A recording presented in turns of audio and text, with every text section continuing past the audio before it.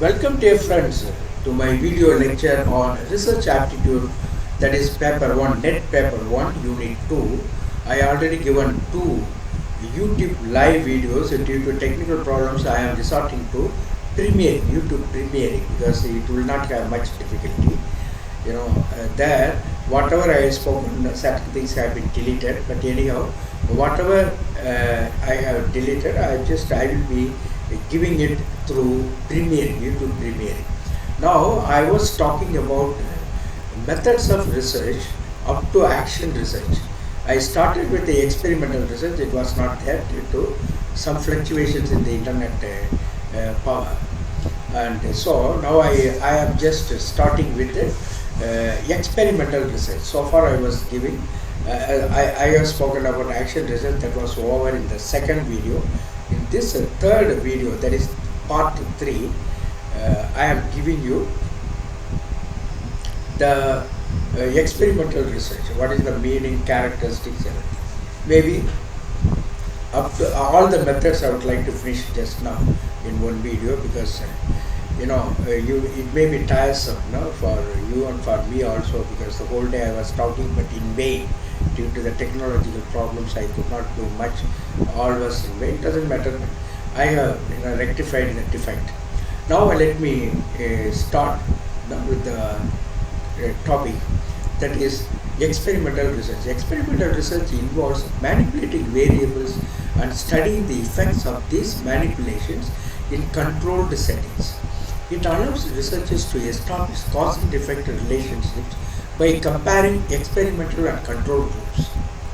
This type of research is common in psychology, medicine, and natural sciences, where controlled experiments are essential to understand phenomena and validate theories. What is the primary purpose of experimental research? Out of these 4 alternatives, what is the correct one? To establish causality, cause and effect relationships. Experimental research is designed to determine cause and effect relationships between variables.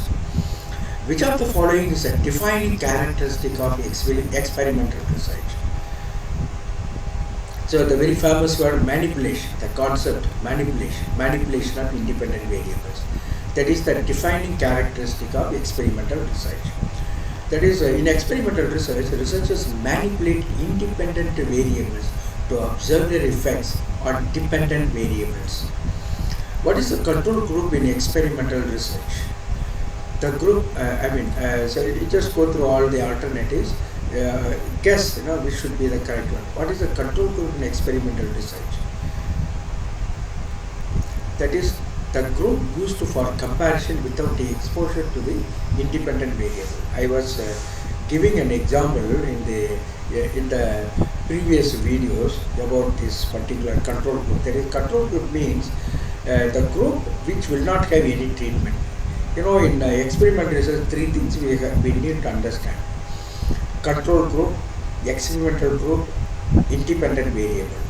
And suppose I want to see the effectiveness of online education in the teaching learning process, I am giving I just first of all divide the class into 2 groups, 15 each out of 30 students, and one group of 15 students I am giving online education, and another group I don't give anything. That is called a control group, that you must understand.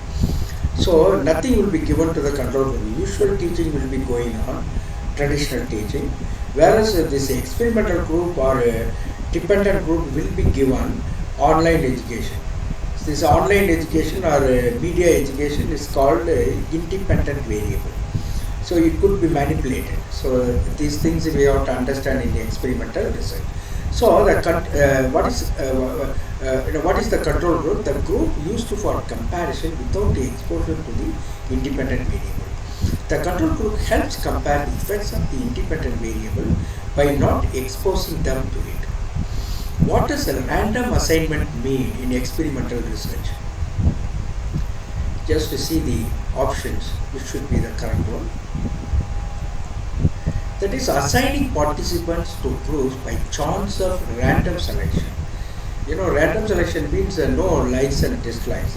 Through some method, you are choosing the samples, without your judgment. If you have your judgment, the researcher is having his own judgment, there may be bias, prejudice or anything. He will go according to likes and dislikes. That is why there is a random assignment of, random assignment of samples. So random assignment minimizes biases by distributing participants randomly across the experimental and control groups. In an experiment, the variable being measured and affected by the independent variable is called what? Dependent variable. The dependent variable is what is being measured and influenced by the independent variable. Because in particular group, that is the experimental group, media education is given, and that is how you have to understand that dependent variable is what is being measured and influenced by the independent variable. Which of the following is a characteristic of experimental research but not observational research? Characteristic of experimental research, that is establishing causality. Experimental research aims to establish causality, which is not a primary goal of observational research. That comes in qualitative research, whereas experimental research comes under quantitative research. So there is a difference. Then what is a double-blind experiment? That is, both the participants and the researchers are unaware of the conditions. In a double-blind experiment, both participants and researchers are unaware of who is in the experimental and control groups. So both of them are unaware. At a later stage, the researcher comes to know everything. What is a within subject design in experimental research? What is a within subject design in experimental research? Just see the options. Each participant is exposed to all experimental conditions. That is called a within subject design. Each participant is exposed to all experimental conditions. Which of the following is a disadvantage of experimental research? Out of these four options, which should be the correct one, it can be costly and time consuming. Experimental research often requires substantial resources and time to conduct properly. So, that is the most important disadvantage of experimental research. Then what is an example of an independent variable in an experiment studying the effects of exercise on heart rate? What is an example of an independent variable in an experiment studying the effects of exercise on heart rate? So four options are given. Which is the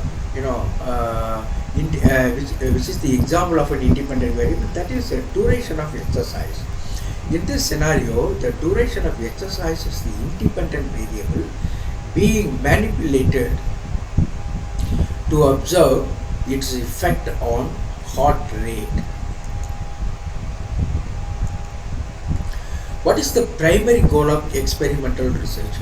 Primary goal of experimental research, that is to establish cause and effect relationships. Experimental research aims to determine causality, that is cause and effect relationship, by manipulating one or more variables and observing their effects on other variables.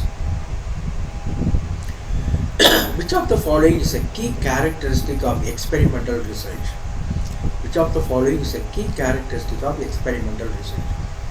Out of these four alternatives, you must say control over variables. Control, this particular word comes under qualitative research, experimental research, control, manipulation, etc. Control over variables. Experimental research involves manipulating variables to control and study their effects systematically. What is a control group in an experimental study? We have already explained to you. No treatment will be, research treatment will be given to, that is control group. The group that is observed without any treatment or manipulation. The control group serves as a baseline for comparison in experimental research, as it does not receive the experimental treatment. Which type of variable is deliberately manipulated by the researcher in experimental research? That is independent variable.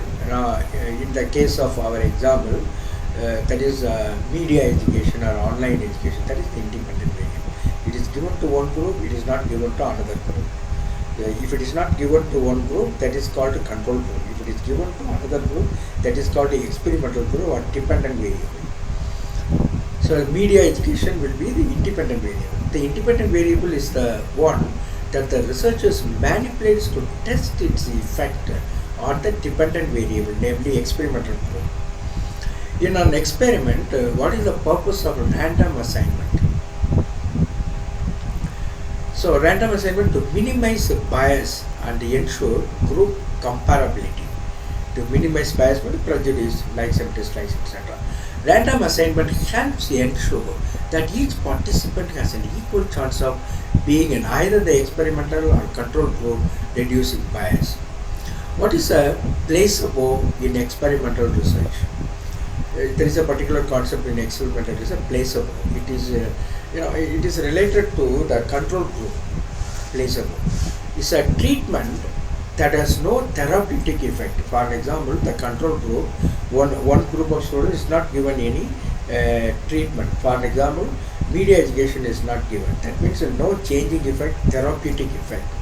That is called control group. No, so that is called a placebo effect.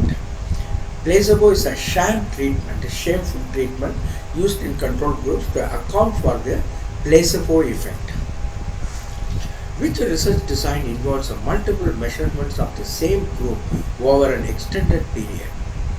Which research design involves multiple measurements of the same group over an extended period? That is longitudinal. Longitudinal studies involve tracking the same group of participants over an extended period to observe changes. For example, some psychologist wants to study on the characteristics of adolescents.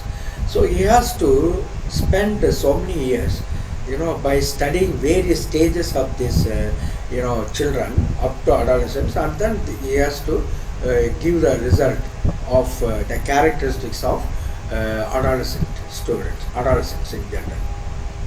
That's called a longitudinal studies that involve tracking the same group of participants, the children. They are observed from the childhood days up to adolescence, and then the characteristics of adolescents, given by the psychologist.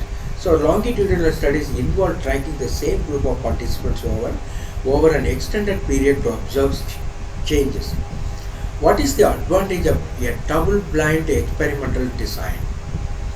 So I already explained to you, it prevents researchers from knowing the study's objectives.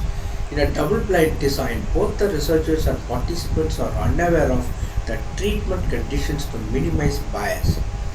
What does statistical significance indicate in experimental research? What does statistical significance indicate in experimental research? Out of these four alternatives, which is the correct one? That is the probability that the results are due to chance. That is the correct answer. The probability that the results are due to chance. Statistical significance indicates the probability or the likelihood that the observed results are not due to random chance. Which of the following is an example of an experimental research study? Which of the following is an example of an experimental research study? Four alternatives given, which is the right one. Testing the effects of a new drug on blood pressure, that is experimental research. Experimental research involves manipulating variables to study their effects, as seen in testing the drug's impact on blood pressure in this case. Which of the following best describes the concept of an independent variable in an experiment? Which of the following best describes the concept of an independent variable in an experiment? Four alternatives. The variable that is manipulated or changed, that is independent concept of an independent variable in an experiment. The independent variable is deliberately manipulated in an experiment to observe its impact on the dependent variable. As I already told you in the example, one group is given, experimental group is given online education, another group simply traditional education, no online education given. So the independent variable is this online education or online education. The independent variable is deliberately manipulated in an experiment to observe its impact on the dependent variable. In experimental research, what is a control group used for? That is to compare the experimental group's results. That is the control group. Control group. What is the purpose of control group? To compare the experimental group's results. The control group provides a baseline for comparison to evaluate the effects of the independent variable on the experimental group.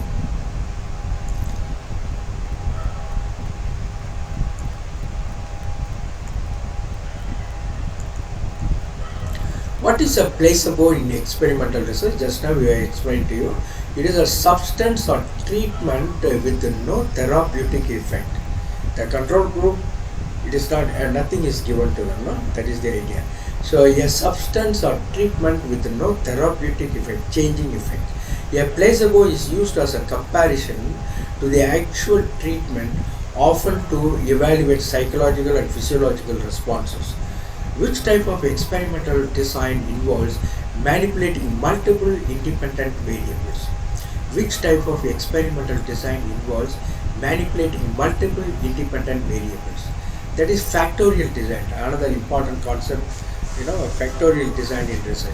Factorial design involves manipulating two or more independent variables to analyze their combined effects on the dependent variable.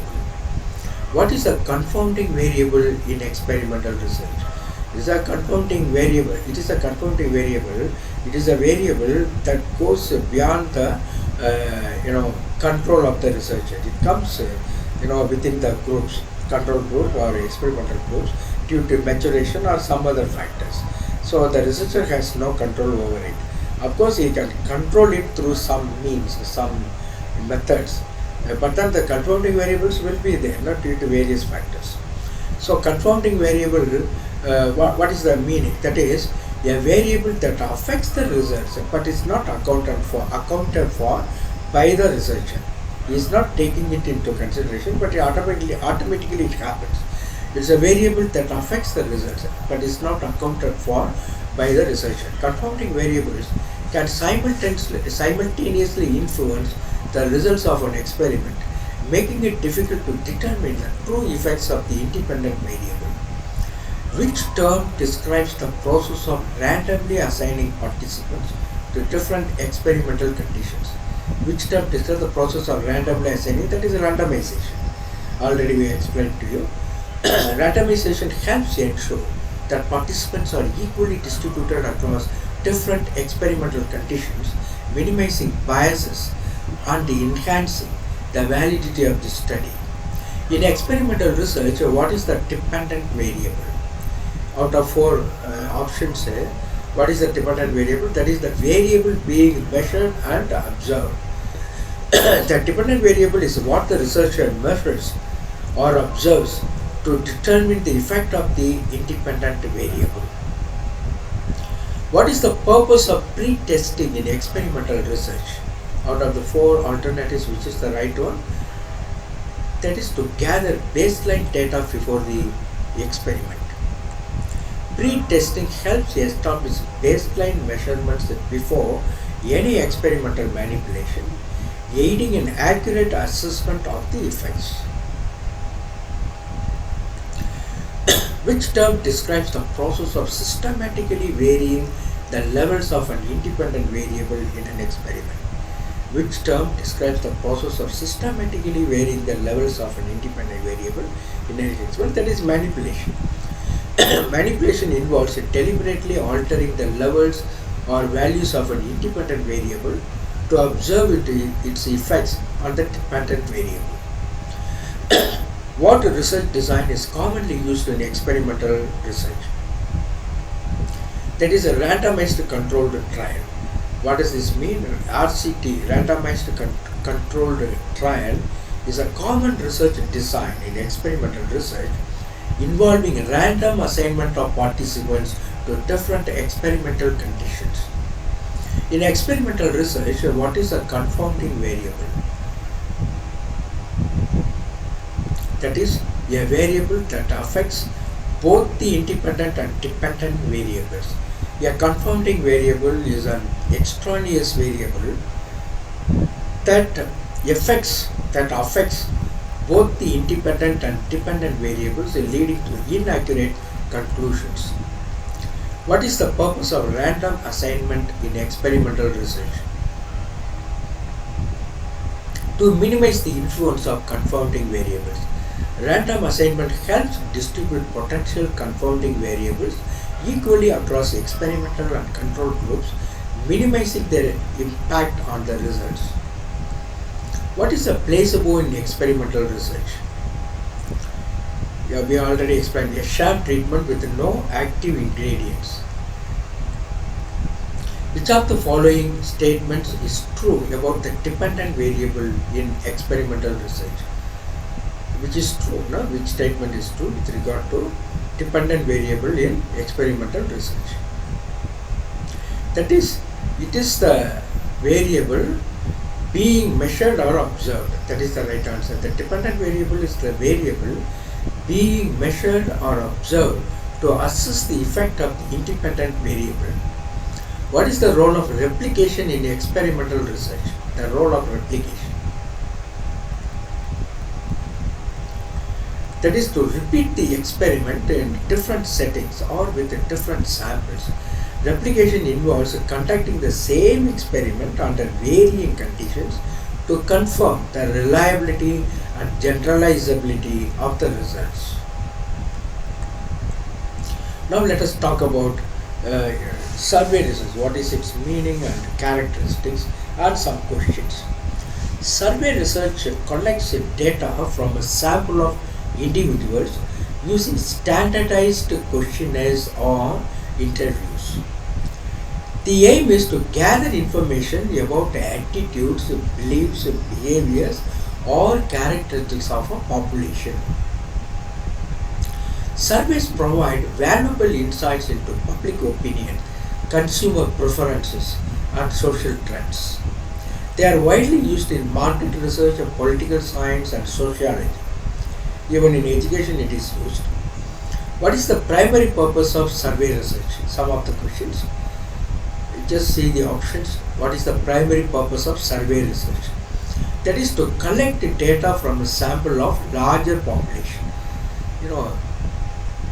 That is the primary purpose of survey research. To collect data from a sample of a larger population.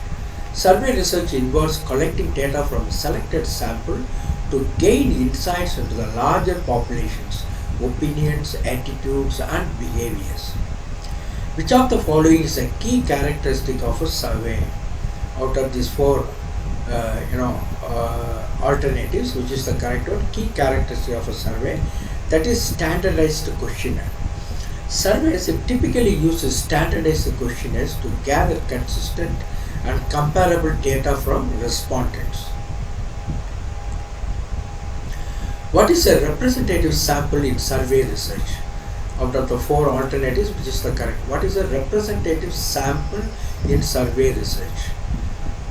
That is a sample that is randomly selected and mirrors the population's characteristics. That is called a representative sample. So a representative sample accurately reflects the characteristics of the larger population from which it was drawn. I already given one example. Suppose you want to study the personal values of B.Ed trainees, you cannot study the entire group of B.Ed students. That means the entire population of B.Ed students. We can choose some students, like 1,100 students from 20 colleges. You study according to your aims. You make a research on these samples and finally arrive at results. These results will be representing the entire group of B.Ed trainees all over the country perhaps. That is called a representative. These 1,500 B.Ed students, they become the representative sample. So a representative sample accurately reflects the characteristics of the larger population, that is the entire set of group of B.Ed trainees. That is the understanding. What is the Likert scale used for in survey research? What is the Likert scale used for in survey research? One of the options will be correct. What should be the correct option? that is measuring attitudes or opinions on a scale. Now, that is the purpose of Likert scales. Likert scales are commonly used to measure respondents' attitudes or opinions by providing a range of choices on a scale. In survey research, what does sampling frame refer to? In survey research, what does sampling frame refer to? Out of the four alternatives, which is the correct one? The population from which the sample is drawn. So that is called a sampling frame. The population from which the sample is drawn. For an example, sampling frame means all over the country how many B.Ed students are there. Now I am taking the sample of 1,500 students. So the entire country has, in that particular year, maybe a few lakhs all over the country, or a few thousands in Tamil Nadu. So that is the sampling frame. Now, sampling frame is the entire group of B.Ed students, and from that, I am taking only 1,500 B.Ed students as the sample. The sampling frame is the list or description of the population from which the sample will be selected. Which type of survey question is designed to elicit a single specific response? Which type of survey question is designed to elicit a single specific response? That is dichotomous question, either this or that. No? Surely will answer either this way or that way. Dichotomous question. Dichotomous question provides two separate options, allowing for a specific clear choice, either this or that. What is a pilot survey in the context of survey research? Pilot survey. One of the options should be correct. That is a preliminary survey to test the survey instrument. A preliminary survey to test the survey instrument. So that is a pilot survey. A pilot survey is a small scale survey used to test and refine the survey instrument before the main study. Which of the following is a potential limitation of survey research? What is the difficulty? One of the options, limited reach to a diverse population. Limited reach. Surveys may struggle to reach a diverse range of respondents due to the various factors. May struggle to reach a diverse range of respondents due to various factors like response rates and accessibility. In the case of my example, B.Ed students, I am taking only 1,500 students. It is a matter of accessibility. Of course, response rates, no problem, it may be coming. But then accessibility, can I reach out to all the students in all the places? It is possible? No. That is why it has got a limited reach to a diverse population. Surveys may struggle to reach a diverse range of respondents due to various factors like the response rates and accessibility. What is a stratified sampling technique in survey research?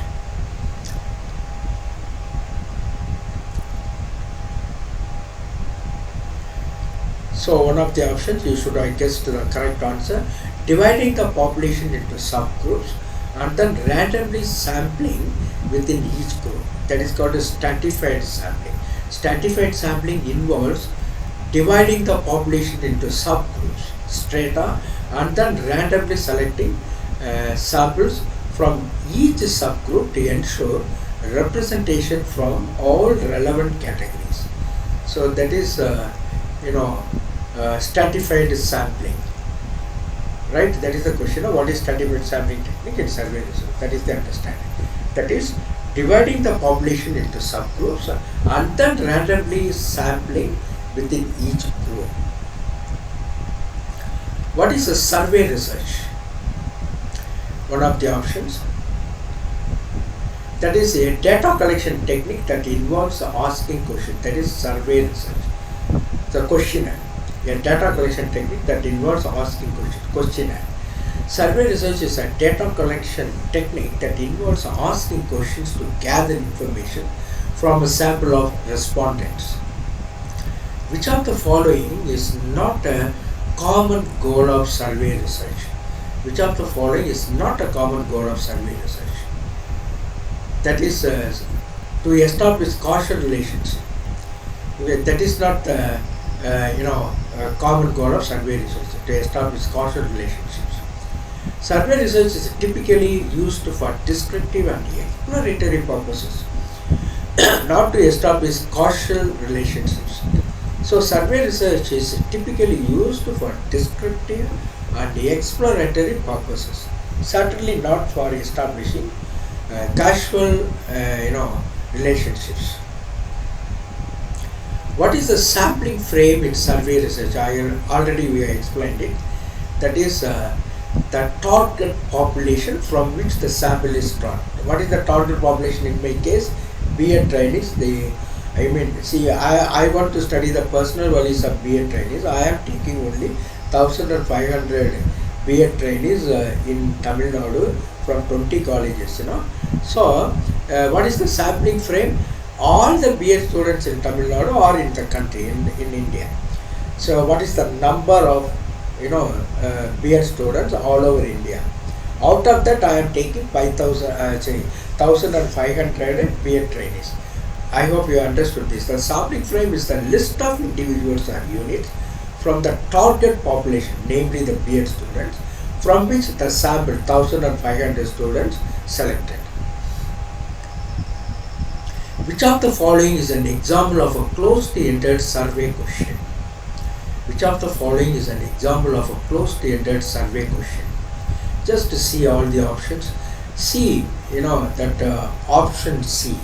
On a scale of 1 to 5, definitely it is given, 1 to 5. Closely, you cannot go beyond 5. So, either you can rate, 1, 2, 3, 4 or 5, only up to 5. So that way it is a closely ended survey question, this one. On a scale of 1 to 5, how satisfied are you with our product? That is a closely ended survey question. So closely ended questions provide a respondent with specific responses options, specific response option, that is 1 to 5 to choose from. Okay, choose from 1 to 5 ratings. What is the concept of response bias in survey research? Response bias. That is the tendency of respondents to provide inaccurate and misleading answers. Sometimes the question is given to the students. Either they will rate the highest or the lowest. They are not sincere. It should have different types of responses. From 1 to 5 means sometimes 2, sometimes 3, sometimes 4. Suppose someone all the time rating 1 or someone all the time rating 5, something wrong. That means they are not sincere. The response bias. This is response bias. The response bias occurs when respondents provide inaccurate or misleading answers, potentially due to social desirability and other factors. They are mischievous perhaps. Which type of survey research involves collecting data from the same group of respondents at multiple points in time? Same group of respondents at multiple points in time, so that means a longer time. Longitudinal survey.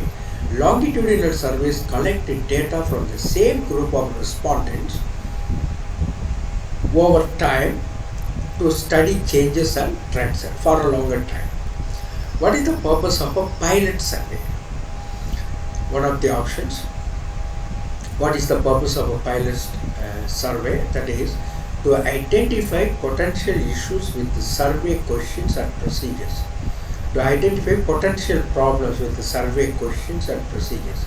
So pilot survey is conducted even before entering into the real survey research.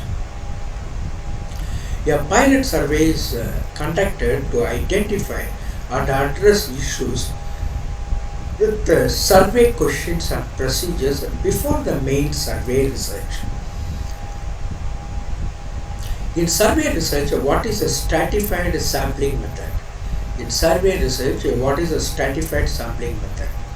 One of the options should be correct. That is, stratified sampling involves dividing the population into subgroups and then sampling from each subgroup to ensure representation. Which of the following is an example of a non-probability sampling method often used in survey research?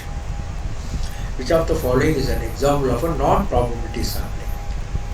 That is Convenient sampling. Convenient sampling involves selecting individuals who are really accessible, which may not represent the population accurately. Yeah, in some research,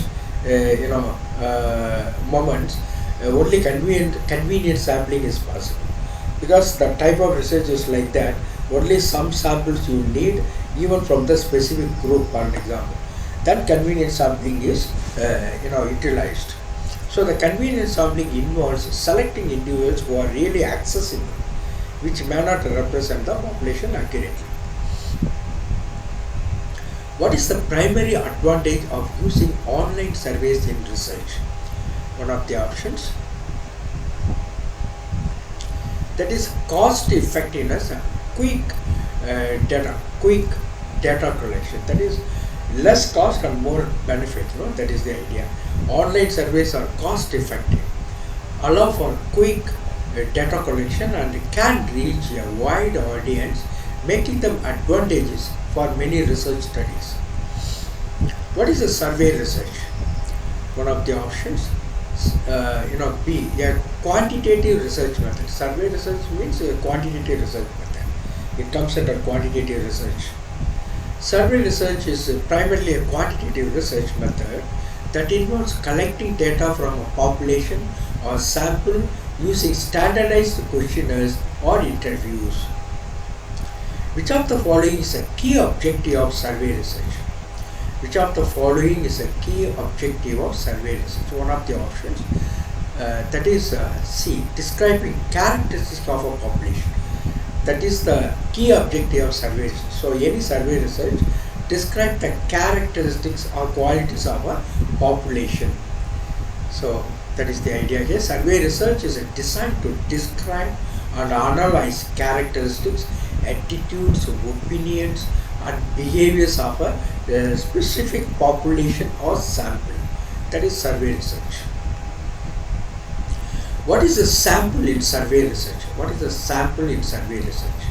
One of the options, that is B, a subgroup of the target population. A subgroup of the target population. A sample in survey research is a subgroup of the larger population that is selected and studied to represent the larger population. A sample in a survey research is a subgroup of the target population. I had told you, 1,500 students is a sample.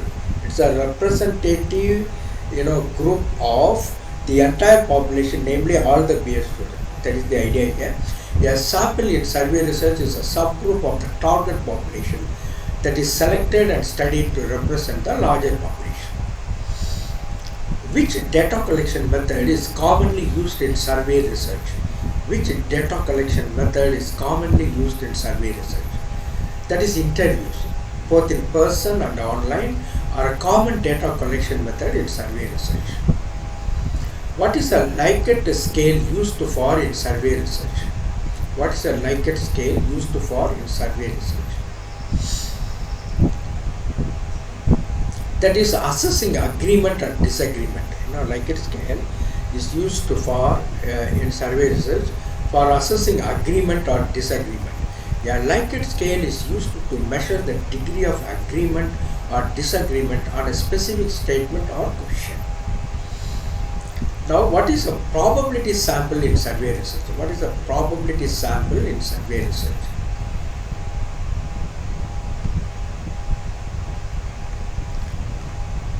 So, this is A, that is a sample selected at random. That is a probability sample in survey research. A probability sample is a sample selected at random, ensuring each element in the population has an equal chance of being included. Now, which of the following is a common mode of survey administration? Which of the following is a common mode of survey administration? Face-to-face interviews. They are a common mode of survey administration, especially in traditional survey research. Face-to-face interviews. What is a non-response bias in survey research? Non-response bias. One of the options, that is, non-response bias occurs when individuals chosen for the survey do not participate fully, leading to a biased representation of the population. They are not interested in our research. They wrongly mark or tick, in the questionnaire which is given to them. They are not at all careful in giving the correct information. So, non-response bias. Then, what is a closed-ended question in a survey? We already explained that. That is a question with predefined answer choices, 1 to 5, rate from 1 to 5. We already seen as an example a question with predetermined or predefined answer choice.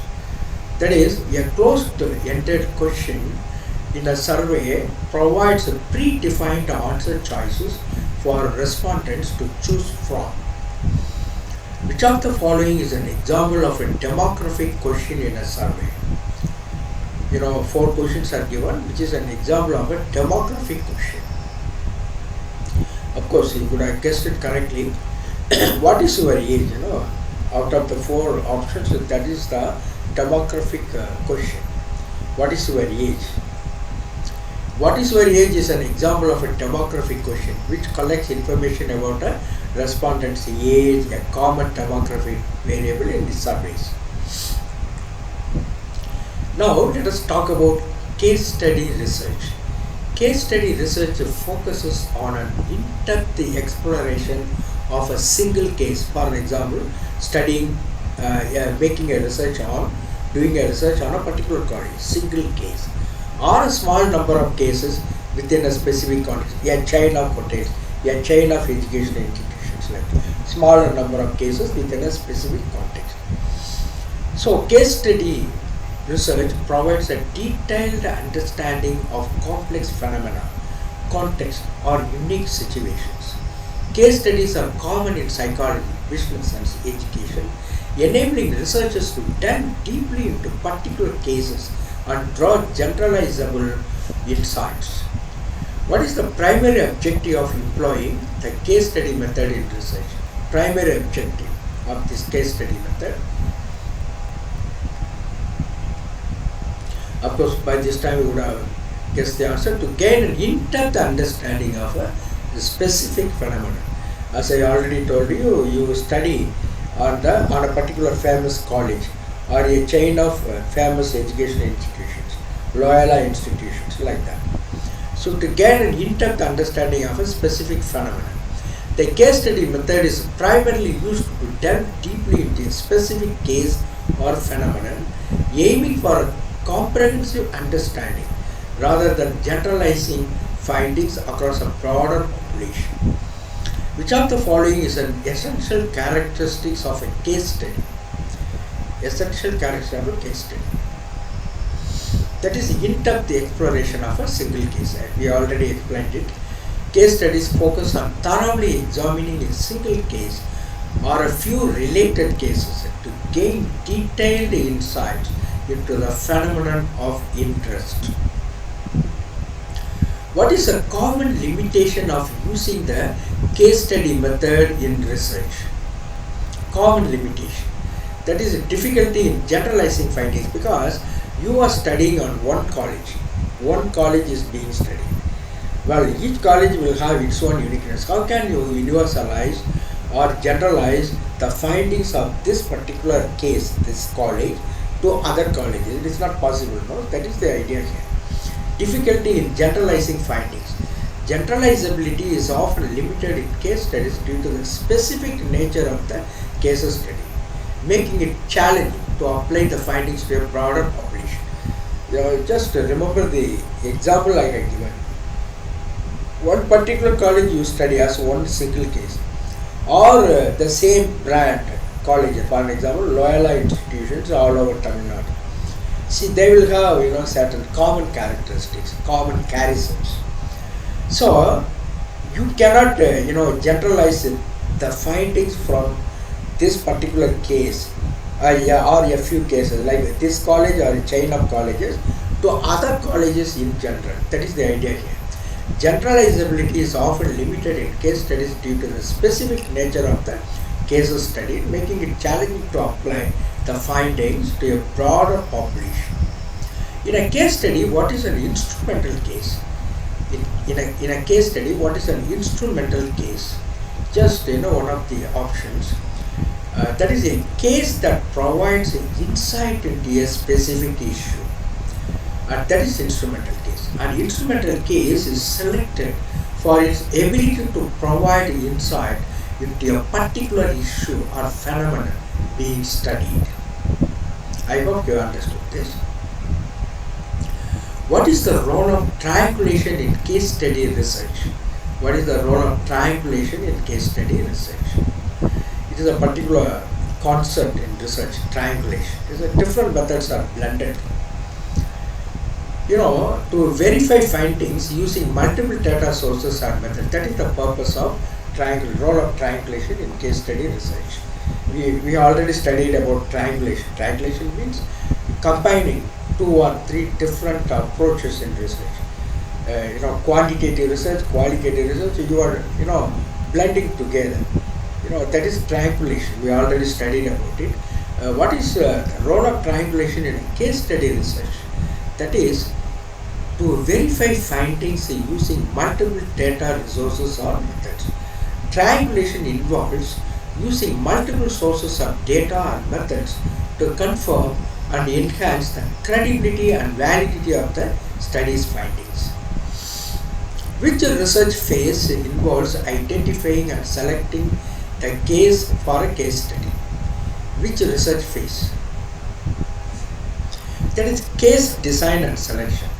Case design and selection is the phase where researchers identify and choose the cases to be studied. In a holistic case study, what does the term holistic refer to? Holistic case study. Which is the correct option? That is analyzing the case from various perspectives. That is holistic case studies. Like all-round development we say, no, it is like that. Analyzing the case from various perspectives. Holistic case study. A holistic case study involves examining the case comprehensively, completely, considering various dimensions and perspectives.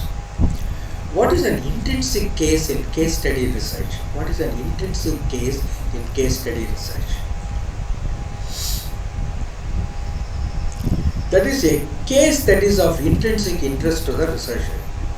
An intrinsic case is chosen because it is of intrinsic interest to the researcher, or it has unique characteristics that warrant in-depth investigation. That is called intrinsic case. Now, when conducting a comparative case study, what is the primary objective? Comparative case study. That is to examine the variations and similarities across multiple cases. To examine the variations and similarities across multiple cases.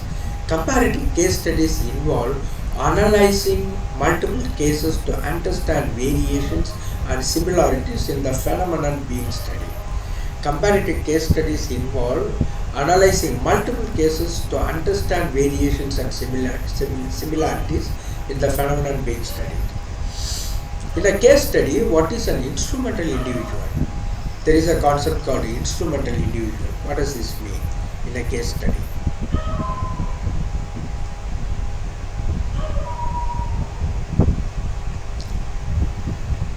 That is an individual who provides key insights into the case. So that is the correct answer. An individual who provides key insights into the case. He is an instrumental individual. Very important individual who contributes to the research in the case study. An instrumental individual is a person within the case who is particularly important for understanding the case and providing critical insights. Now let us talk about the historical research.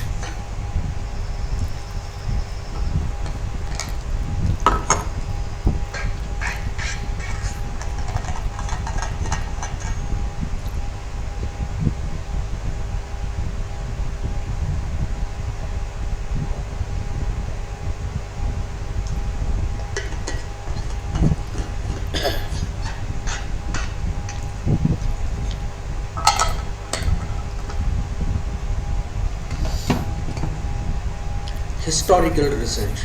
Historical research involves the investigation of events, actions, or phenomena from the past to gain a deeper understanding of their development, causes, and consequences.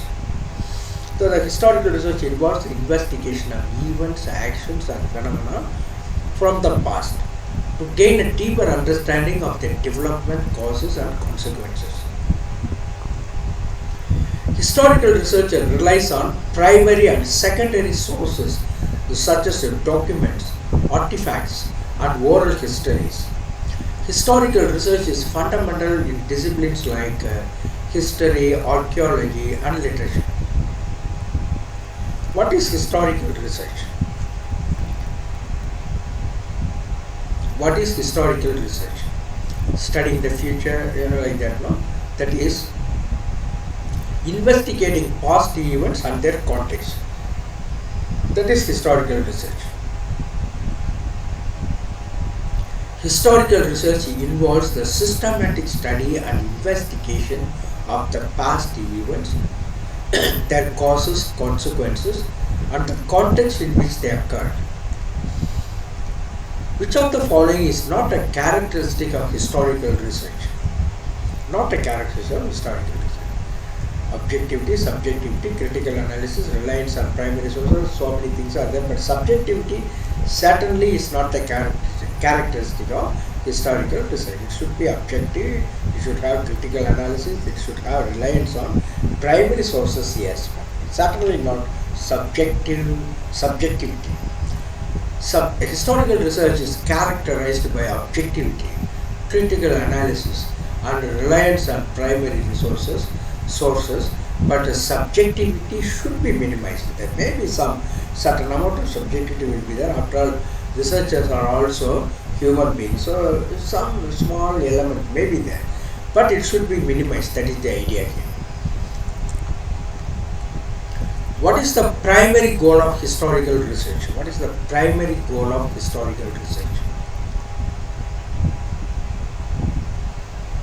That is understanding and interpreting the past. The primary goal of historical research is to understand and interpret past events. Which type of historical research focuses on examining the causes and effects of specific historical events?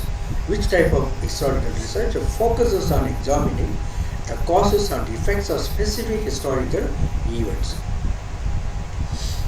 That is causal research. In historical research aims to examine the causes and effects of specific historical events. What is the term for the process of systematically investigating historical documents, artifacts, and the records? This is night around 11 o'clock, so I have to be soft spoken, you understand me. During daytime I can have the right pitch or even the great pitch, the sound, I can raise the volume, but at the moment it's very difficult. So I hope you understand my language. It's in a very low voice I have to speak, because it is night time. People should not be disturbed at the moment. That is why. So what is the term for the process of systematically investigating historical documents, artifacts, and records? That is document analysis. Document analysis is the process of systematically investigating historical documents, artifacts, and records. What is artifacts? These are ancient things, the things that have been safeguarded from the ancient times, artifacts.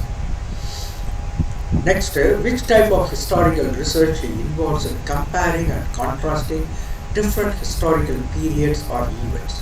Which type of historical research involves comparing and contrasting different historical periods or events? That is comparative research. Comparative research and historical research involves comparing and contrasting different historical periods or events. What is the importance of historical research? That is to preserve and learn from the past. Historical research is important for preserving and learning from the past. which can inform our understanding of the present and shape the future.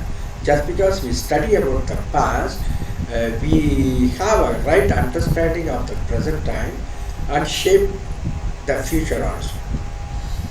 Then which of the following is a benefit of using primary sources in historical research? Which of the following is a benefit of using primary sources in historical research?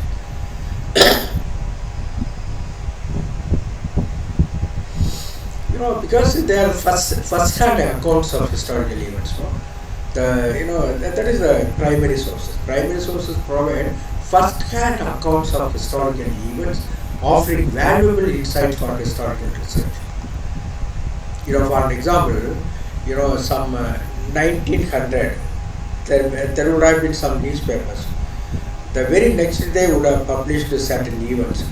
Now, if it is available, that becomes the primary source, because at that time, immediately after something has happened, they have published that news in the newspaper. If that newspaper in 1900 is available now, that becomes the primary source.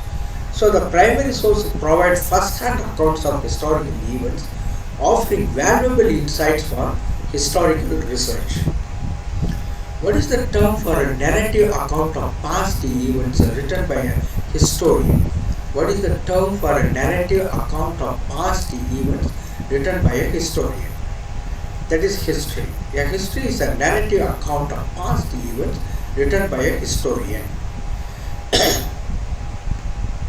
Which of the following is a challenge in historical research? That is a lack of access to primary sources. Most of the times it may not be available, then the historical research will face some difficulties. Lack of access to primary sources can be a challenge in historical research, as they are essential for thorough analysis of historical events. What is historical research primarily concerned with? That is, understanding and interpreting past events. Historical research is primarily concerned with understanding and interpreting past events. Historical research is primarily concerned with understanding and interpreting past events, examining their causes and consequences. Which of the following is a characteristic of historical research? Which of the following is a characteristic of historical research?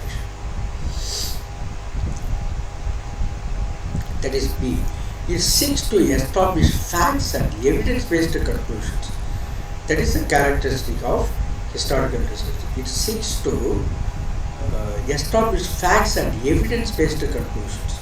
Historical research is characterized by its emphasis on establishing facts and evidence-based conclusions through the analysis of historical records.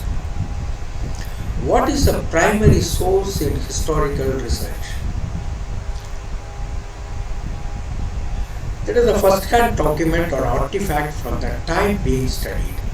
Primary sources. Primary sources are original documents or artifacts from the period under study, such as letters, diaries, or photographs. For example, you are studying the pre-independence education, then you must have all the original documents from the Education Commissions, everything. So that is the idea here. Primary sources are original documents or artifacts from the period under study, such as letters, diaries, or photographs. Which type of historical research focuses on the lives of ordinary people and everyday experiences? That is social history. Social history examines the lives of ordinary people, their daily experiences, and societal changes. Why is historical research important? What is the importance of historical research? It provides insights into past events and their impact on the present. That is why it is important. Historical research is important because it provides insights into the past events and their impact on the present. Historical research is important because it provides insights into past events and their impact on the present, helping us understand our history and culture. Which of the following is not a type of historical research? Speculative history. Speculative history means that comes from imagination, reflection. See, history means is really something has happened, events. Whereas speculative is something in the mind, not in the real world context. That is why it is not connected with historical. Speculative history is not a recognized type of historical research. The other options are valid types. What is the main goal of quantitative history? What is the main goal of quantitative history? That is, using statistical method to study historical data. Quantitative, very word quantitative means it has a number system or statistical techniques, etc. So, using statistical methods to study historical data, that is the correct answer. Quantitative history uses statistical methods to analyze historical data and draw conclusions.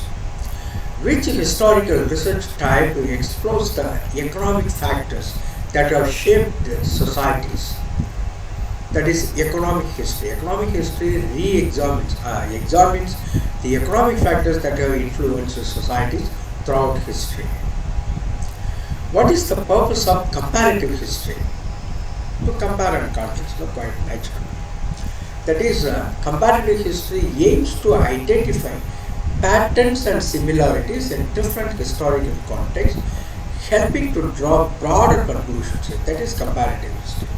Its aim is to identify patterns and similarities in different historical contexts, helping to draw broader conclusions.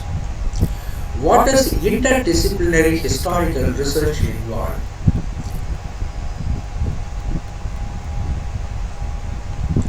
That is, interdisciplinary historical research involves integrating insights from multiple academic fields such as sociology, anthropology and economics into historical analysis to gain a more comprehensive understanding. Now, in general, what the methodologies and approaches and research benefit the researcher. Research methodologies encompass the techniques, procedures, or tools used to conduct research and collect data. Researchers choose appropriate methodologies based on the nature of the research questions, and the type of data required. Some of the common research methodologies and approaches are the following. One is experimental method. Just now we saw, the idea of giving it again is that we can have an example, a simple example will be given for experimental method, that through that we will be able to understand the entire concept of experimental research. That is the idea of repeating it. Experimental method. The experimental method involves manipulating one or more variables under controlled conditions to observe their effects on other variables. It allows for the establishment of cause and effect relationships. Experimental research often uses randomized controlled trials or cities, which we have already studied, to minimize biases and confounding factors. Here is a sample example of an experimental research study. How we will be doing this experimental research. The research question. First, we need to formulate the research question. Example: does listening to classical music improve concentration during study sessions? That is the research question. Hypothesis. You have to formulate the hypothesis. Students who listen to classical music while studying will have better concentration and higher test scores compared to those who study in silence. Then what is the method? Participants, 30 students from a high school, randomly assigned to two groups of 15 each. Classical music playlist. What are the materials here? Classical music playlist, quiet study room, standard set of study materials, and a test covering the study material. These are all the materials needed for experimental research. What is the procedure? Group A, experimental group. Students study in a room with the classical music playing in the background for 1 hour. It's an experimental group. They are given the classical music. Group B, control group. This is group B, control group. That means nothing will be given. students study in a quiet room with no background music for 1 hour. Simply they will be studying. After the study session, all students take the same test on the material they studied. Now data collection. Record the test scores of all students, both the experimental group as well as the control group. Then results. Compare the average test scores of group A with music and group B without music. So you compare the average test scores. Now, how will you conclude this experimental research? If group A has significantly higher average test scores than group B, that is control group, it can be concluded that listening to classical music improves concentration during study sessions. If there is no significant difference, the hypothesis is not supported. This is how we will conclude. This simple experiment involves an independent variable, that is presence or absence of classical music, that is independent variable music, and a dependent variable, test scores, with a random assignment to control for potential confounding variables, with a random assignment. I mean, the researcher is not choosing the sample, he follows some scientific method or some method to choose the samples. That is called, this is a random assignment, right? Then survey method. The survey method involves collecting data from a specific sample through questionnaires, interviews, or online forms.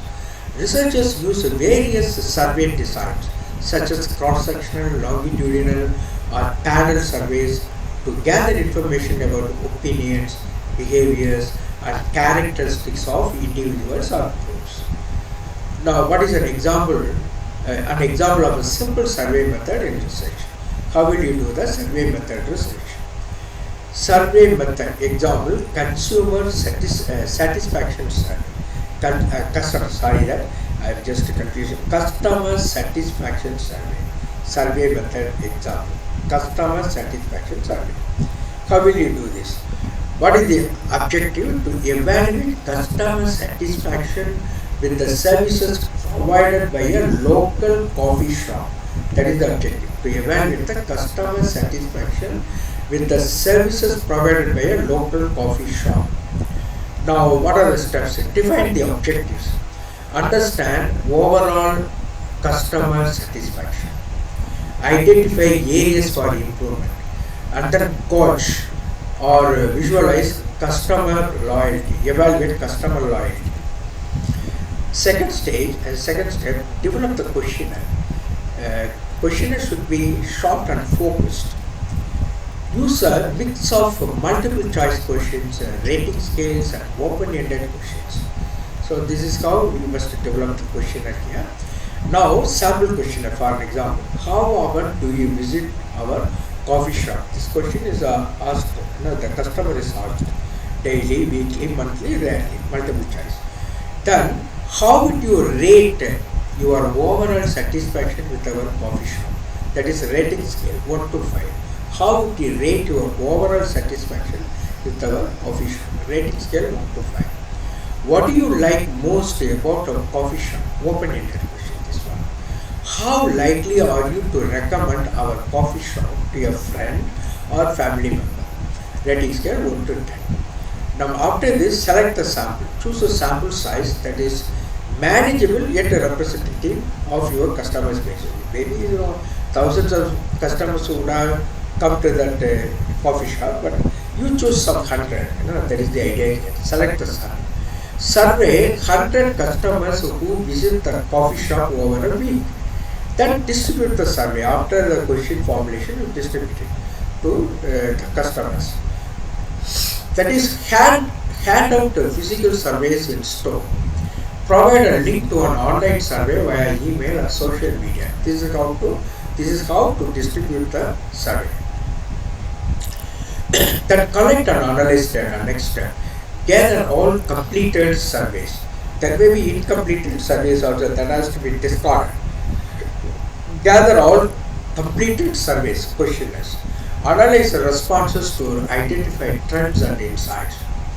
Analyze the responses to identify trends and insights. Then report findings. Summarize the key findings in a report. Highlight areas of high satisfaction and areas needing improvement. Make recommendations based on the survey results. So these are the report findings. Then implement changes. Use the survey insights to make informed decisions and improvements to the office of services. Then follow.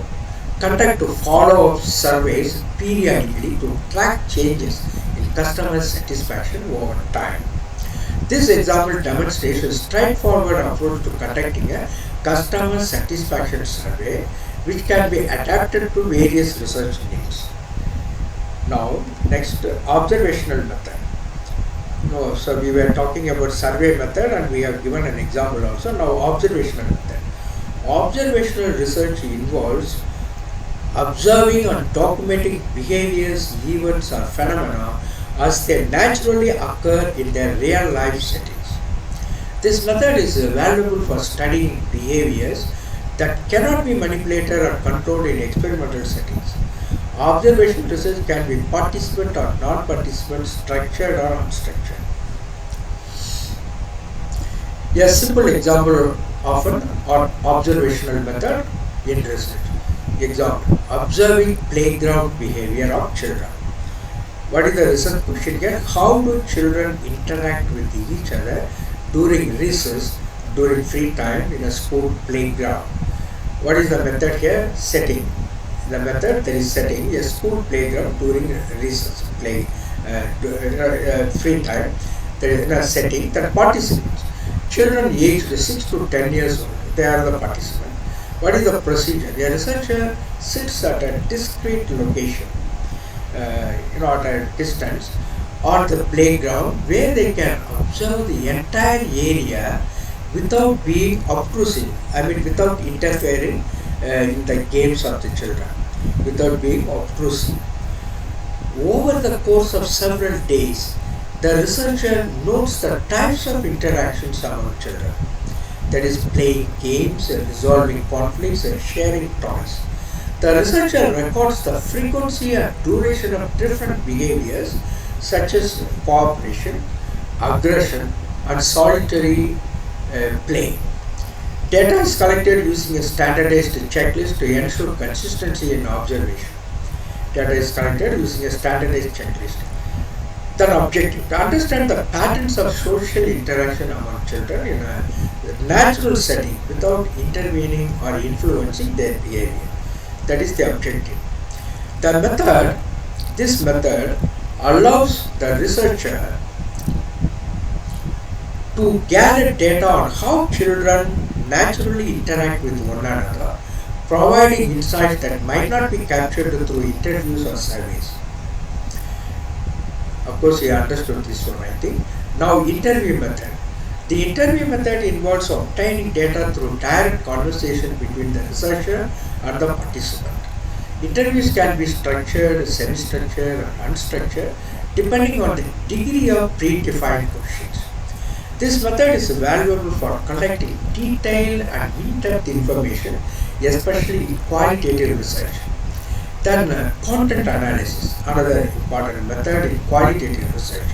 Content analysis is a technique used to analyze the content of various forms of communication, such as text, images, text, images, audio and video. Content analysis. Researchers identify patterns, themes and meanings within the content, providing insights into the message, context or audience reception. Then content analysis is prevalent in media studies, communication research and social sciences. A simple example of content analysis in research is given here. What is the research question in content analysis? How do major news outlets portray climate change in their headlines? That's the question, research question. How do major news outlets, news agencies portray climate change in their headlines? Steps for content analysis. Divide the sample. Collect headlines from the 5 major news outlets. CNN, BBC, Fox News, the New York Times, and the Guardian over the past year. Develop coding categories. Create categories to classify the headlines. Create categories to classify the headlines such as positive portrayal, that is solutions, progress, etc. Positive portrayal, negative portrayal, that is disasters, threats, neutral portrayal, factual, informative. So that is the thing. Develop coding categories. Then code the data. Read each headline and assign it to one of the categories based on its content. Then analyze the data. Calculate the frequency of headlines in each category for each news outlet agency. Compare the portrayal of climate change across the different outlets. Then the next step, interpret the results. Determine which news agency portrays climate change most positively, negatively, or neutrally. Discuss any patterns or trends observed in the data. Now, example analysis we can give. After coding 200 headlines, the results might look like this. Just see the table. CNN 20 positive, 15 negative, 30 neutral. BBC 25 positive, 40 negative, 35 neutral. Fox News 10 positive, 60 negative, 30 neutral. The New York Times 30 positive, 30 negative, 40 neutral. Then the Guardian 35 positive, 25 negative, 40 neutral. Interpretation. Fox News has the highest number of negative portrayals. From the above data, you are interpreting like this. Fox News agency has the highest number of negative portrayals. The Guardian has the highest number of positive portrayals. The New York Times and the Guardian have the highest number of neutral portrayals. By analyzing this data, researchers can gain insights into how different news agencies frame the issues of climate change, which can influence public perception and policy. That is the advantage of this. This is a simplified example, but it captures the essence of content analysis in research. Then historical analysis. Historical analysis involves examining historical documents, records, and artifacts to understand events, trends, and developments over time. Researchers critically analyze primary and secondary sources, interpret historical data, and construct narratives to shed light on past occurrences, events, and their significance.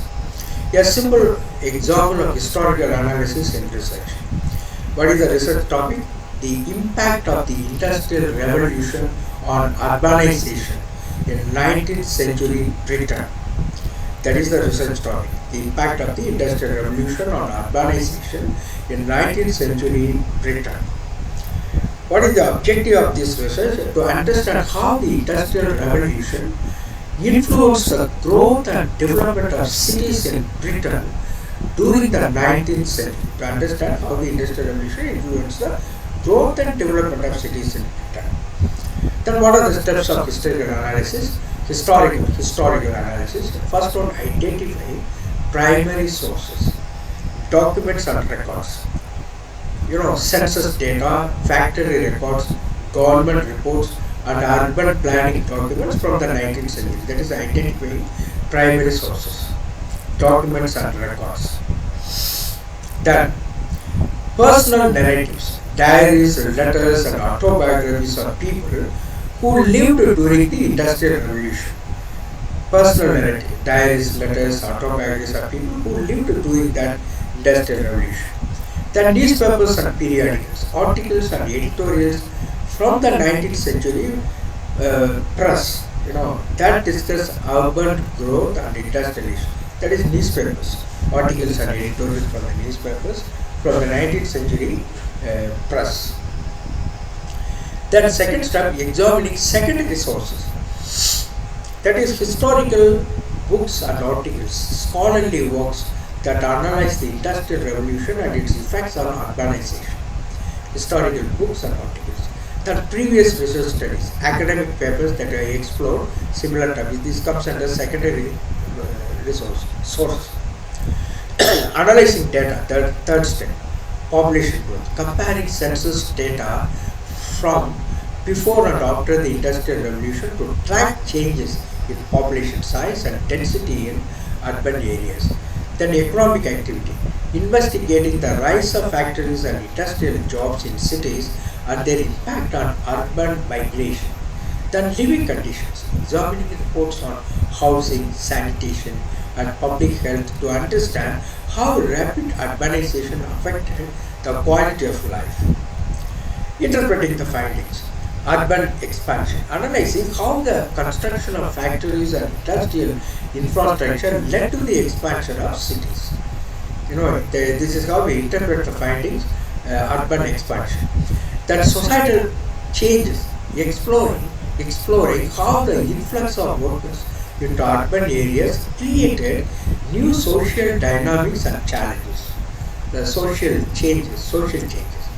Then policy implications, reviewing how government policies responded to the challenges of urbanization, such as housing regulations and public health initiatives. Then the fifth step will be drawing conclusions after this, summarizing the key findings of the research, highlighting the direct and indirect effects of the Industrial Revolution on urban growth, discussing the broader implications of these findings for understanding the relationship between industrialization and urbanization in other historical contexts. So this is how we do that. Example conclusion. The historical analysis reveals that the Industrial Revolution played a crucial role in accelerating urbanization in 19th century Britain. The establishment of factories and industrial jobs drew large numbers of people from rural areas to cities, leading to rapid population growth and significant changes in urban infrastructure and living conditions. This period of transformation set the stage for modern urban development and influenced subsequent industrialization processes and worldwide. This is how we will finish the conclusion. Example conclusion. From an example we are given after doing the research, this is how we will conclude. Next one, grounded theory, very important one as far as NET exam is concerned. Grounded theory. Grounded theory is an inductive research approach used in qualitative research.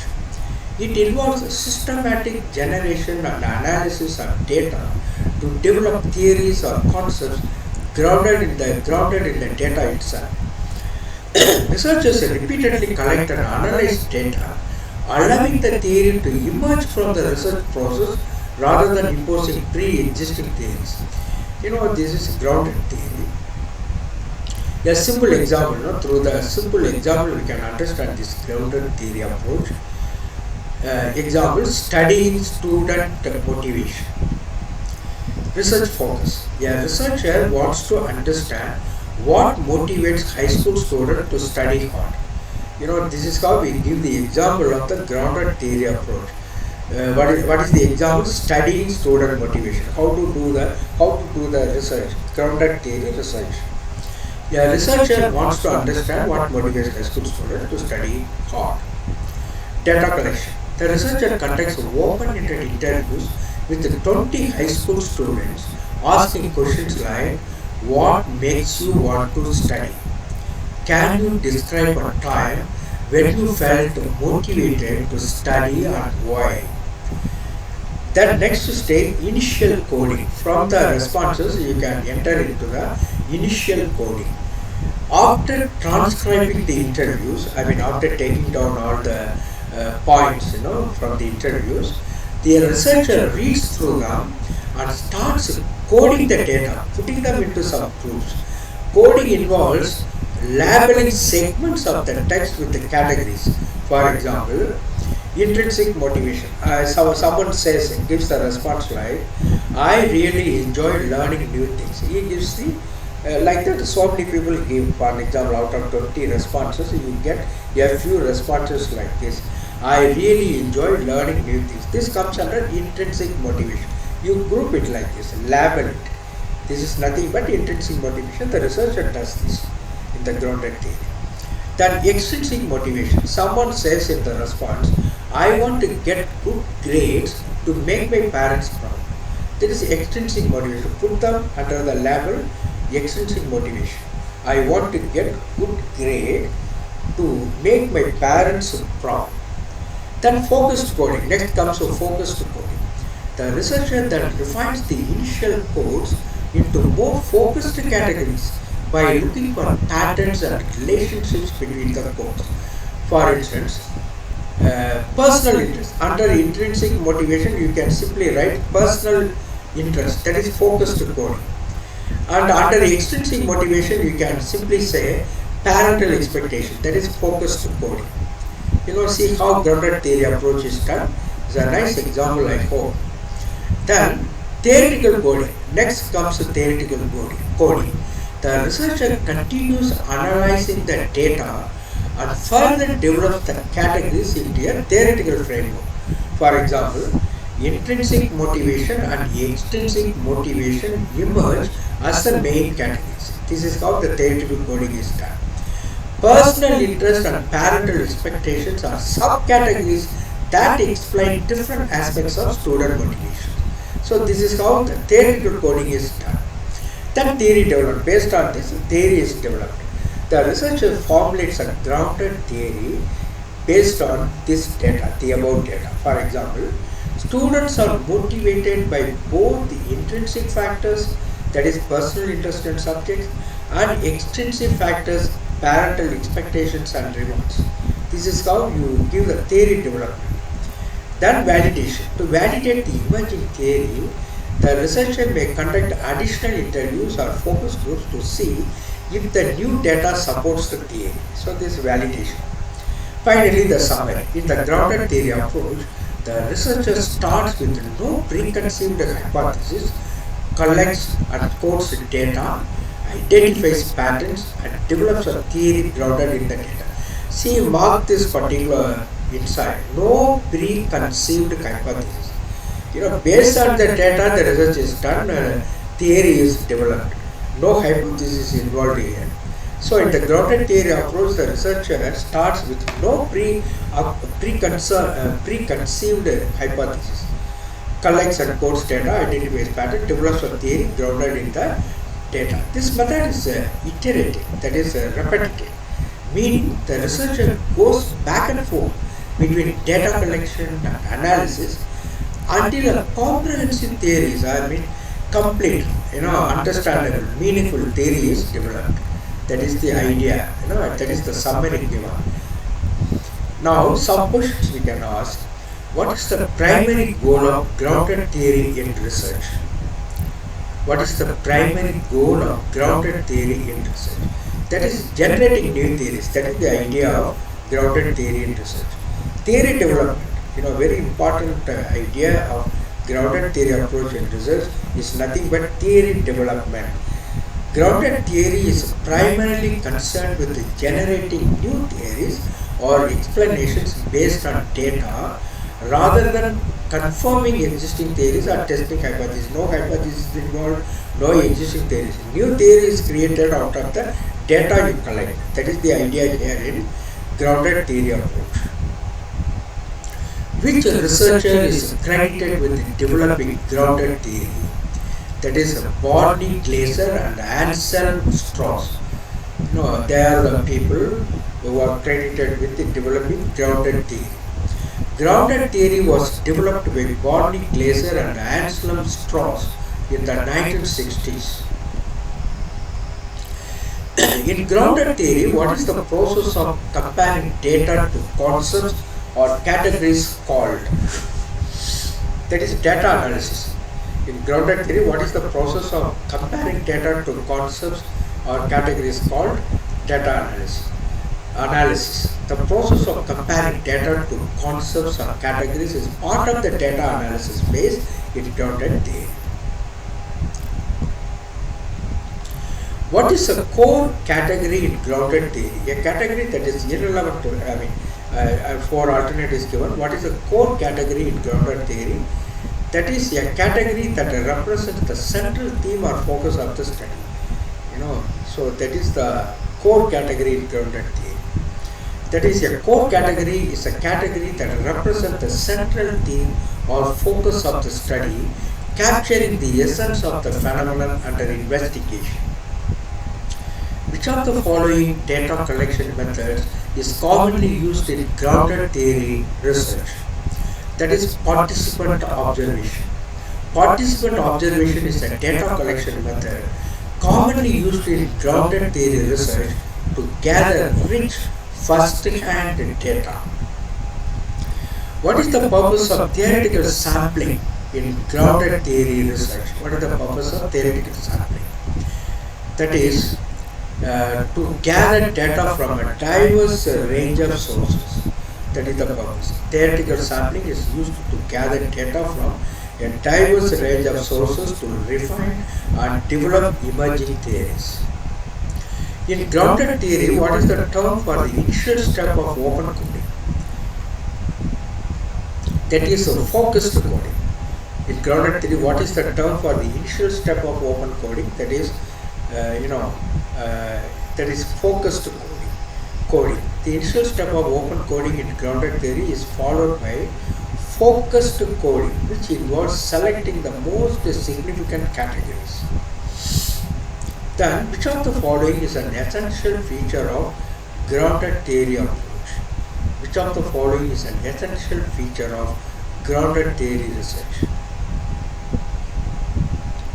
That is iterative data collection analysis. Again and again, data is collected and refined, analysis is refined, something like until a meaningful theory is developed. You do it again and again. Iterative data collection and analysis.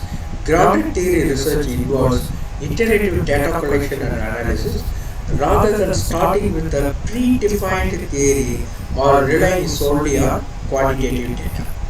So grounded theory research involves iterative data collection and very important data collection and analysis.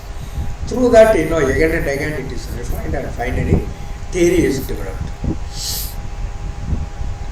What role does constant comparison play in grounded theory approach? What role does constant comparison play in grounded theory research? That is, it assists in developing and refining categories and concepts.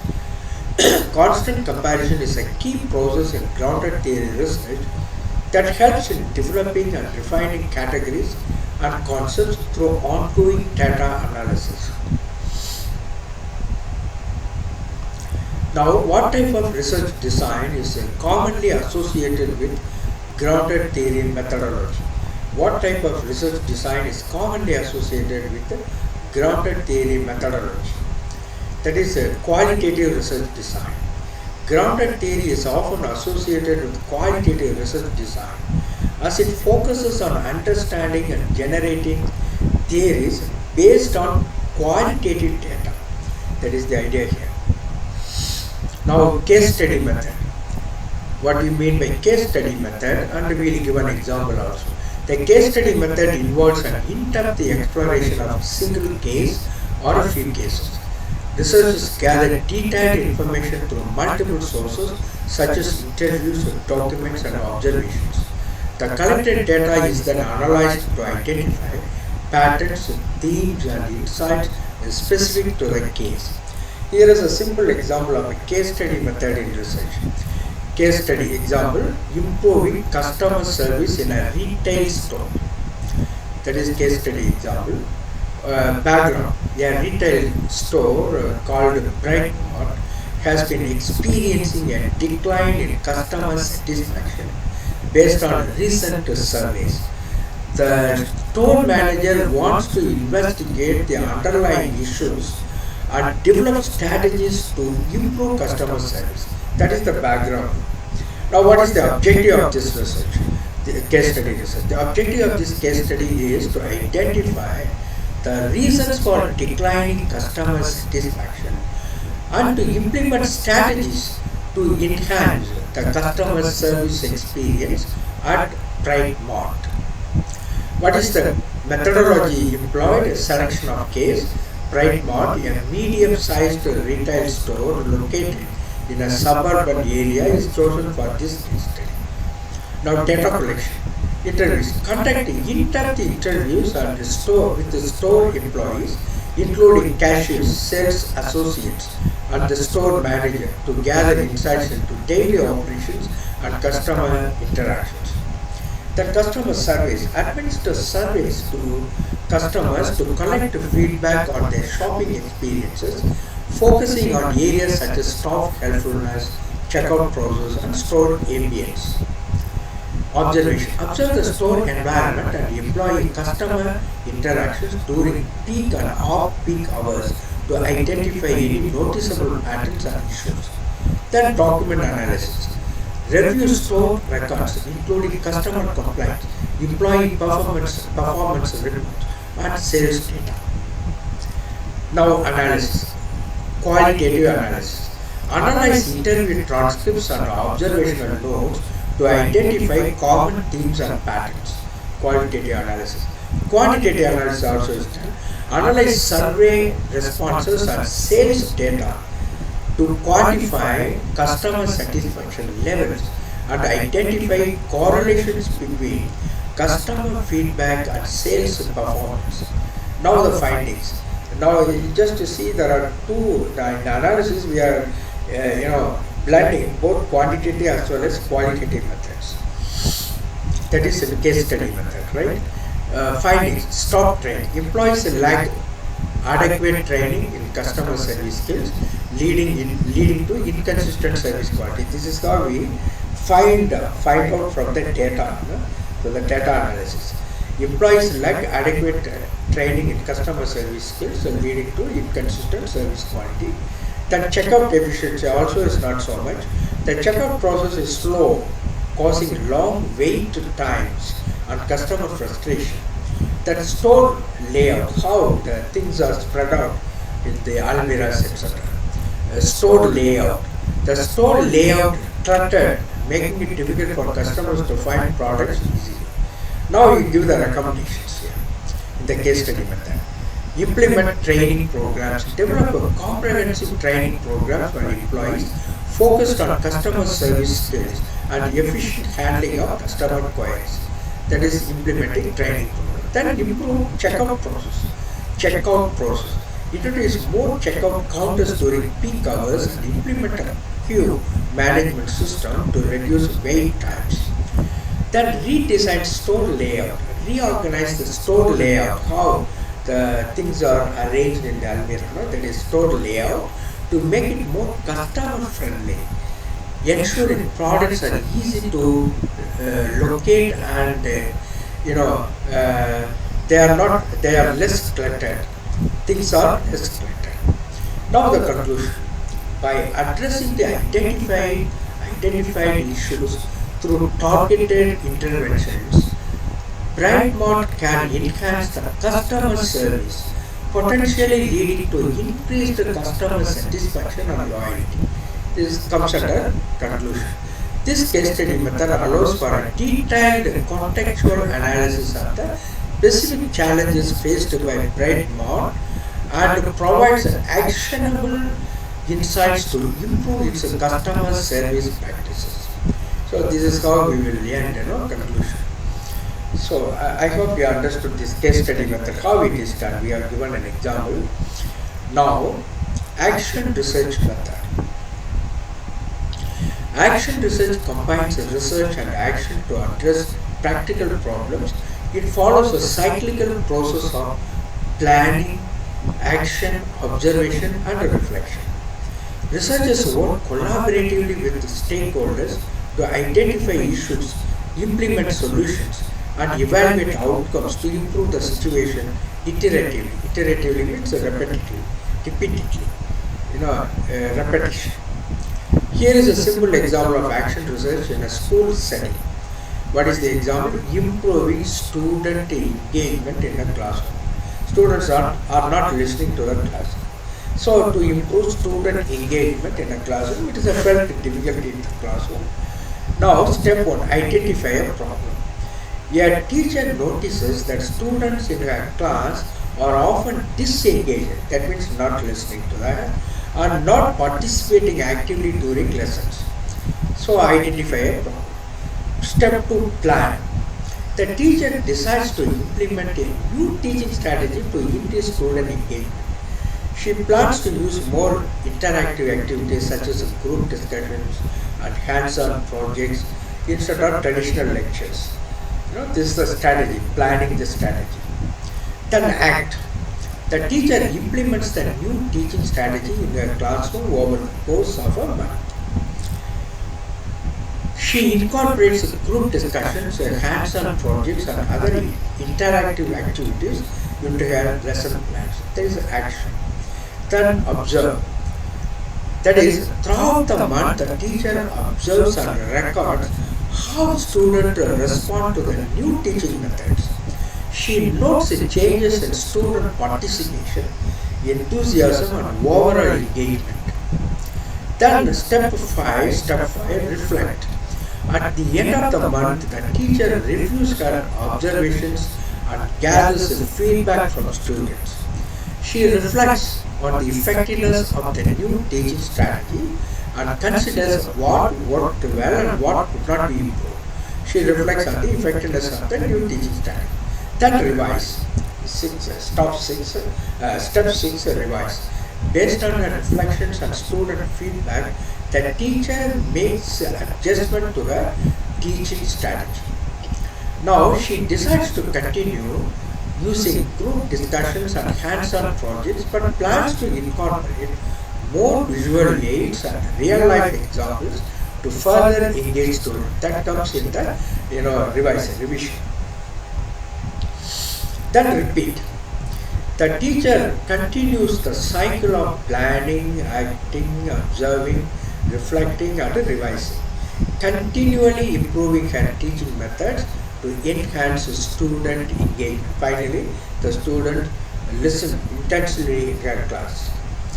This process of action research allows the teacher to systematically address the problem of student disengagement, that is not listening to her, test new strategies and make data-driven decisions to improve her teaching practices. So this is about action research. This is the example we have given. I hope you have understood this. Now, ethnographic method. Ethnography involves immersive and prolonged engagement in a specific culture, community or setting to understand the social and cultural dynamics from an insider's perspective. Ethnography means going to a particular place, studying a particular group, etc. That is to be understood. Ethnographic method. So it is with the people actually. So researchers conduct participant observation. Another important thing. Yeah, again I say ethnography involves immersive. That means be with the group, live your life with the group, understand their culture, beliefs, everything, etc. That is called immersion. Dipped into that culture, integrated into the culture. Immersive. So ethnography involves immersive and prolonged engagement in a specific culture, community or setting to understand the social and cultural dynamics from an insider's perspective. Researchers conduct participant observation, interviews or artifact analysis to gain deep insights into the culture and practices of the study. Some of the questions on ethnography. What is the primary focus of ethnography in research? That is participant observation. Primary focus of ethnography is nothing but participant observation. Ethnography primarily involves participant observation, where researchers immerse themselves in the culture and community they are studying to gain a deep understanding of that culture or of that community. Which research approach is ethnography most closely associated with? That is qualitative. Ethnography is a qualitative research approach focusing on understanding the social and cultural context of a specific group. Which of the following is not a key element of ethnographic research? Which of the following is not a key element of ethnographic research? That is surveys. Surveys are not a key element of ethnographic research. Instead, ethnography relies on direct qualitative data collection methods. So it is not the survey method, but it relies on direct qualitative data collection methods. In ethnography, what is the term for the detailed descriptions of observed behaviors and practices? In ethnography, what is the term for the detailed descriptions of observed behaviors and practices? Hypothesis, field notes, variables, surveys. That is field notes. That is the question, right? What is the term for the detailed descriptions of observed behavior? You write down now whatever you see, whatever you observe, the researcher observes, he puts it in black and white in that field notes. So, field notes are detailed descriptions of behaviors and practices observed during ethnographic research. Which of the following is an essential ethical consideration in ethnographic research? Which of the following is an essential ethical consideration in ethnographic research? That is anonymity of participants. Protecting the anonymity of participants is a critical ethical consideration in ethnographic research to ensure their privacy and safety. Then, what is the term for the extended period researchers spent within the community they are studying? That is called immersion. Just now we explained it.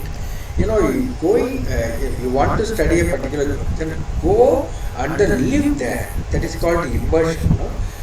Extended period, some 6 months, even 1 year or 2 years, like that. That is called immersion. So, immersion is the extended period of the time researchers spend within the community to understand it deeply, a key component of ethnography. Which of the following is a common data collection method used in ethnography? That is participant observation, no doubt about it. Participant observation, where researchers actively engage with and observe participants, is a common method in ethnography. Dear friends, thank you very much for patiently listening to me.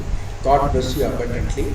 Of course, I think 2 more videos may be coming for this unit, because due to technical problems, I find it very difficult to give it in one video.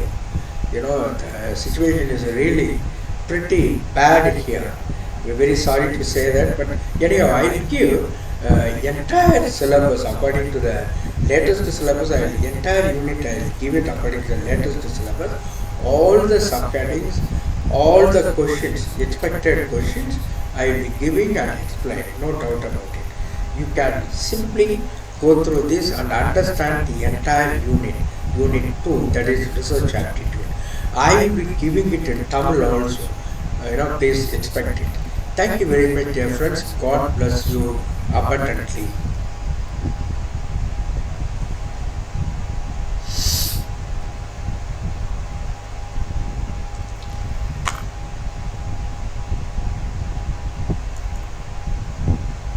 Yeah.